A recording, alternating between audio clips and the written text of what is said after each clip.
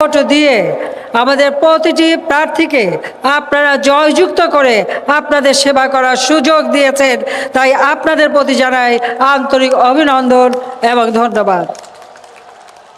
জাতির পিতা বঙ্গবন্ধু শেখ মুজিবুর রহমান আমাদের স্বাধীনতা এনে দিয়েছেন।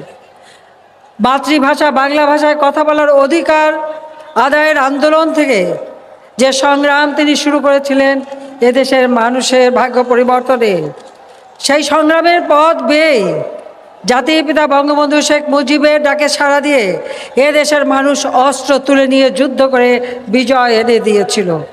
আমরা স্বাধীন জাতি, স্বাধীন রাষ্ট্র, যুদ্ধবিধ্বস্ত বাংলাদেশ গড়ে তুলে যখন অর্থনৈতিক উন্নয়নের পথে বাংলাদেশ অগ্রযাত্রা শুরু করেছে, সেই সময় এলো সেই চরম আঘাত ৭৫ 15ই আগস্ট।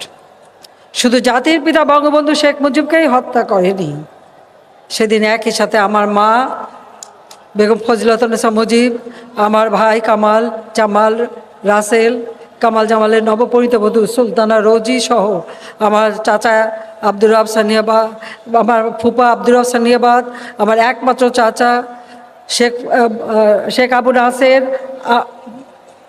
আমার ফুফাতো ভাই শেখ ফজল হক মনি, তার অন্তঃসত্ত্বা স্ত্রী আরজুমণি, এবং আমার ফুফাতো বোন আরিফ, বেবি আরিফ,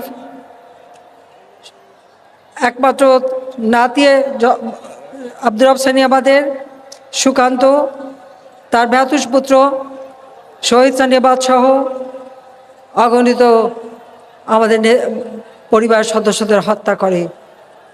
আমি আজকের দিনে তাদের আত্মার মাগফিরাত কামনা করি, আপনাদের কাছে দোয়া।